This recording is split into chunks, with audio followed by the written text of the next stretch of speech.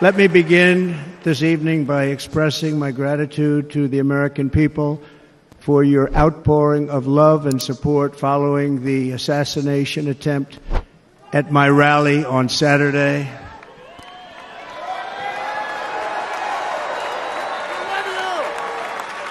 As you already know, the assassin's bullet came within a quarter of an inch of taking my life. So many people have asked me, what happened? Tell us what happened, please. And therefore, I will tell you exactly what happened, and you'll never hear it from me a second time because it's actually too painful to tell. It was a warm, beautiful day in the early evening in Butler Township in the great Commonwealth of Pennsylvania. Music was loudly playing, and the campaign was doing really well. I went to the stage, and the crowd was cheering wildly. Everybody was happy. I began speaking very strongly, powerfully, and happily, because I was discussing the great job my administration did on immigration at the southern border. We were very proud of it.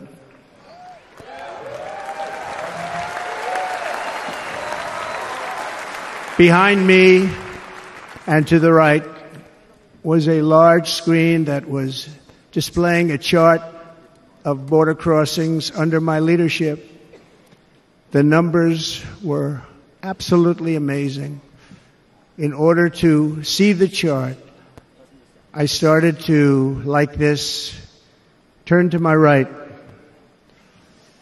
and was ready to begin a little bit further turn, which I'm very lucky I didn't do, when I heard a loud whizzing sound and felt something hit me really, really hard on my right ear.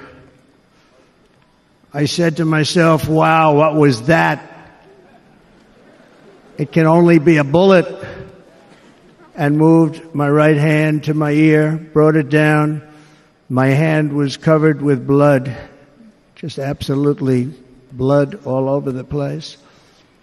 I immediately knew it was very serious, that we were under attack, and in one movement proceeded to drop to the ground.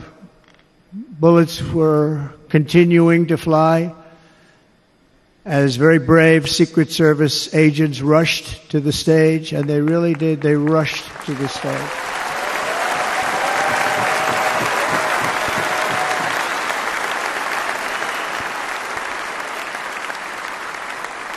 These are great people, at great risk, I will tell you, and pounced on top of me so that I would be protected. There was blood pouring everywhere, and yet, in a certain way, I felt very safe because I had God on my side. I felt that.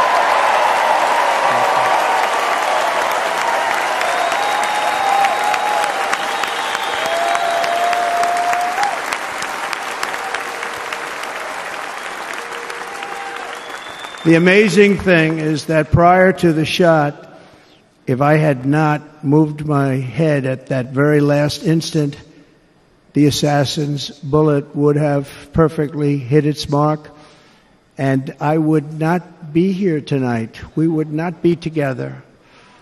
The most incredible aspect of what took place on that terrible evening in the fading sun was actually seen later.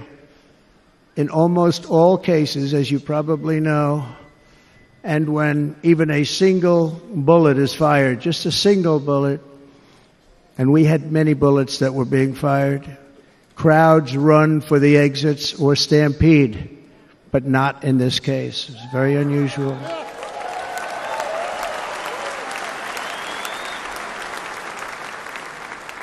This massive crowd of tens of thousands of people stood by and didn't move an inch. In fact, many of them bravely but automatically stood up looking for where the sniper would be. They knew immediately it was a sniper. and then began pointing at him. You can see that if you look at the group behind me. That was just a small group compared to what was in front. Nobody ran, and by not stampeding, many lives were saved. But that isn't the reason that they didn't move. The reason is that they knew I was in very serious trouble. They saw it. They saw me go down. They saw the blood and thought, actually most did, that I was dead. They knew it was a shot to the head. They saw the blood. And there's an interesting statistic. The ears are the bloodiest part. If something happens with the ears, they bleed more than any other part of the body. For whatever reason, the doctors told me that. I said, why is there so much blood? He said, it's the ears. They bleed more. So we learned something, but they just, this beautiful crowd, they didn't want to leave me. They knew I was in trouble. They didn't want to leave me. And you can see that love written all over their faces. Incredible people. They're incredible people. Bullets were flying over us, yet I felt serene. But now the Secret Service agents were putting themselves in peril. They were in very dangerous territory. Bullets were flying right over them, missing them by a very small amount of inches. And then it all stopped. Our Secret Service sniper, from a much greater distance and with only one bullet used, took the assassin's life, took him out.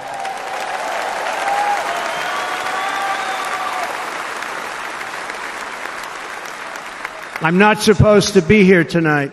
Not supposed to be here. Yes, you are. Yes, you are. Yeah.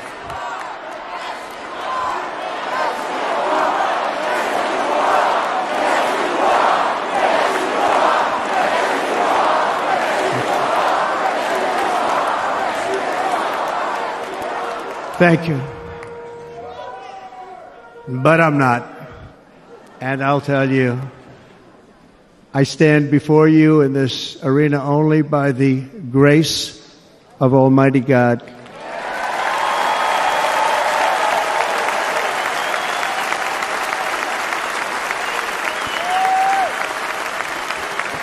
In watching the reports over the last few days, many people say it was a providential moment.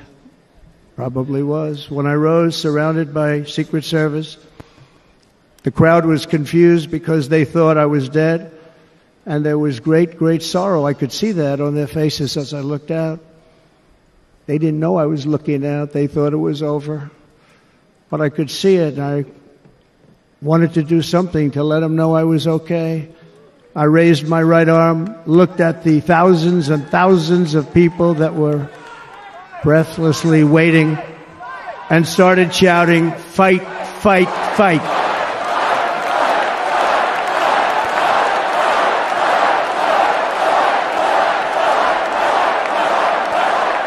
Thank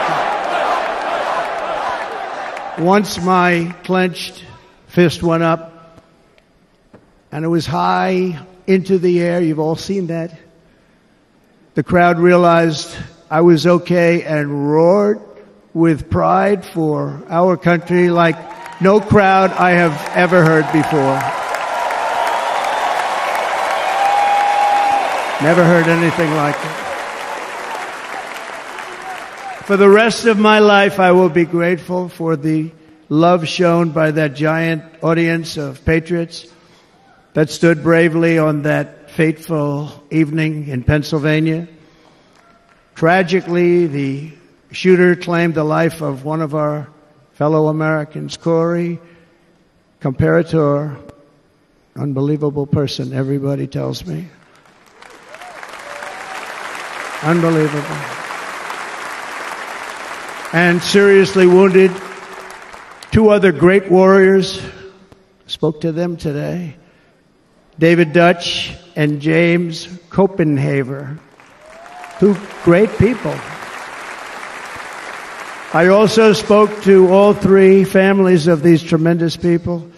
Our love and prayers are with them, and always will be. We're never going to forget them. They came for a great rally. They were serious Trumpsters, I want to tell you. They were serious Trumpsters, and still are. But Corey, unfortunately, we have to use the past tense. He was incredible. He was a highly respected former fire chief, respected by everybody. Was accompanied by his wife, Helen, incredible woman. I spoke to her today, devastated, and two precious daughters. He lost his life selflessly acting as a human shield to protect them from flying bullets. He went right over the top of them and was hit. What a fine man he was.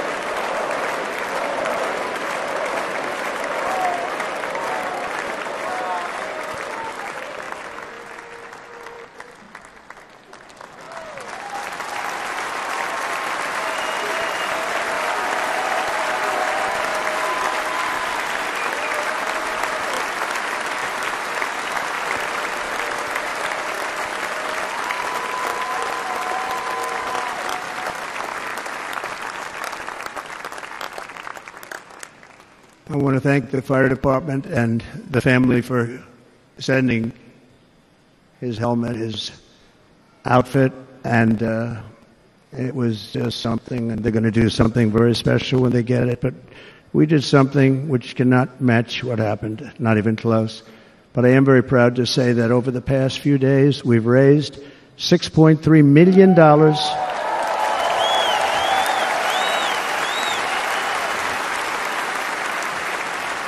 for the families of David, James, and Corey, including from a friend of mine just called up. He sent me a check right here. I just got it. $1 million from Dan Newland. Thank you, Dan. And again, when speaking to the family, I told them, I said, well, I'm going to be sending you a lot of money, but it can't compensate. They all said the same thing. You're right, sir. We appreciate so much what you're doing, but nothing can take the place in the case of Corey. And the other two, by the way, they were very, very seriously injured, but now they're doing very well. They're going to be okay. They're going to be doing very well.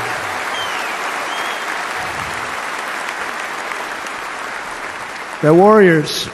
So now I ask that we observe a moment of silence in honor of our friend Corey.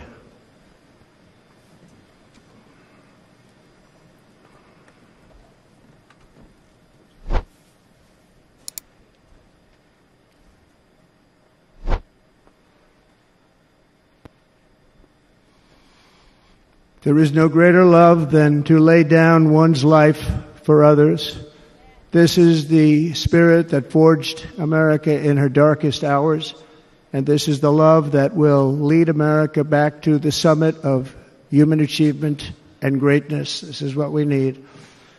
Despite such a heinous attack, we unite this evening more determined than ever. I am more determined than ever, and so are you. So is everybody in this room.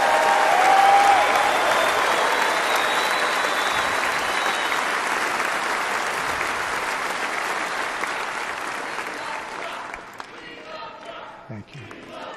Thank you very much.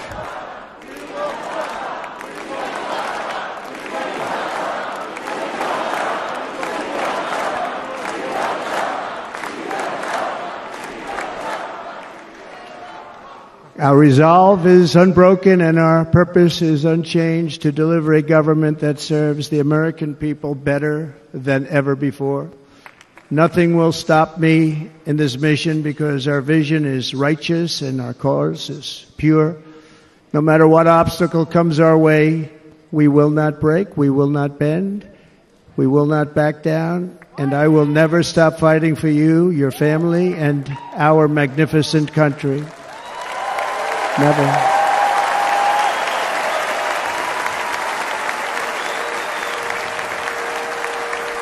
And everything I have to give with all of the energy and fight in my heart and soul, I pledge to our nation tonight. Thank you very much. I pledge that to our nation. We're going to turn our nation around, and we're going to do it very quickly. Thank you.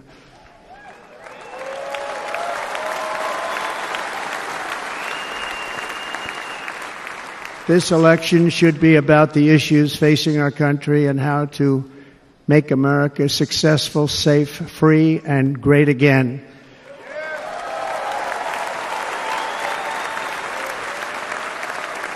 In an age when our politics too often divide us, now is the time to remember that we are all fellow citizens. We are one nation under God, indivisible, with liberty and justice for all.